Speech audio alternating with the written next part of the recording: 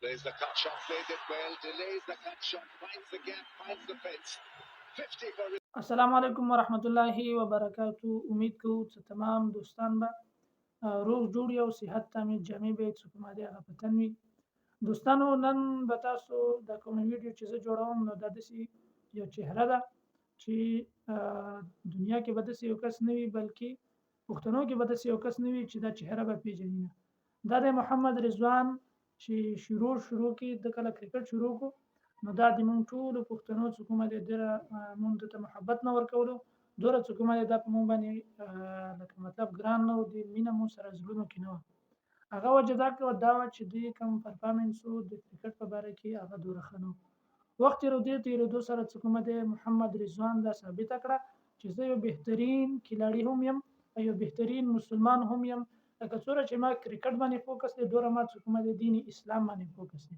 نن سبا که تاسو محمد رضوان وګورئ نو دا غیر ملکی څومره کلاړیان دي هغو ته چې کومه دی دا د دین اسلام والا دعوت ورکوي. نو نن خبره مو دا کوله چې محمد رضوان دا د سریلانکا خلاف چې کوم د دې میچ و نو هغه کې محمد رضوان ډېر ښایسته پرفارمنس وکړو او 131 رن باندې چې کومه دی هغه نټ آوټ پاتې شو. هغې نه بعد چې کله دا نن سبا داسې حالات دي که تاسو وګورئ فلسطین کې مسلمانانو باندې ډېر ظلمونه شروع دي او د دې ظلمونو خلاف هیڅ یو کس هم اواز نه اوچتوي. بله خو زه اواز نه اوچتوم ځکه چې زه په آی ډي باندې یریږم چې کیدای شي ما دا آی ډي بلاک شي. دغه رنګې زموږ پاکستان کې هر یو مشر دا اواز نه اوچتوي ځکه چې هر چا باندې مختلف قسمه سره پابندیانې دي. دغه رنګې که وګورئ غټ پارلیمنټریانز ایم این ایز ایم پی ایز هیڅوک اواز نه اوچتوي. خو محمد رضوان دا به طور کلاړي چې په دې باندې ډېرې پابندیانې هم دي هغې باوجود هم دې دا ټویټ وکړو چې ما دا کم نن پرفارمنس و دا د فلسطین کې د ما ورونو او د ما خویندو دپاره دا دی. مطلب د پرفارمنس په ذریعه چې ما ته کوم څه میلاویږي هغه ټول به زه چې کومه دی هغو ته استوم. نو دې نه مونږ ته معلومیږي چې د محمد رضوان په زړه کې د دین اسلام دپاره او د مسلمانانو دپاره څومره محبت او جذبه څه کومه دی هغه پرته دی او دې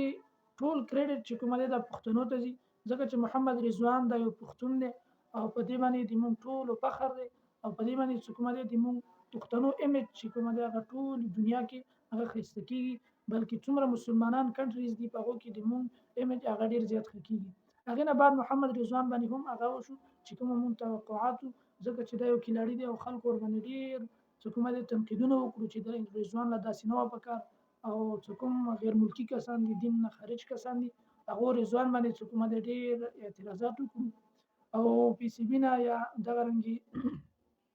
آی سی سی نه هغه وکړو چې دا د بار کړلی شي او د میچ نه څه کومه دی بلکې د ټیم نه په دې باندې پابندیانې ولګول شي. نو پی سی بي ورله یا آی سی سی ورله دا جواب ورکړو دا څه کومه دی په ګراوند کې نه و یا وداوټ د ګراوند و نو هغې دا خپل لایف دی څرنګه تېروي نو هغه کې چې کومه دی چکر نشته. خو بلکې دا څه کومه دی محمد رضوان ډېر غټ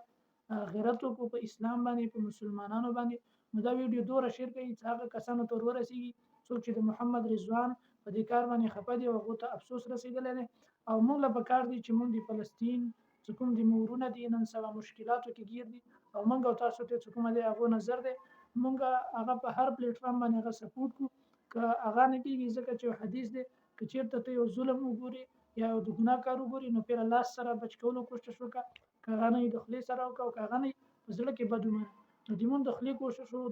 د زبان کوشش و هغه مو وکړو. نور څه کومه دی تاسو د لاس کوشش وکړئ چې د ویډیو زیاته څه کومه دی هغه مخکې شیر کړئ.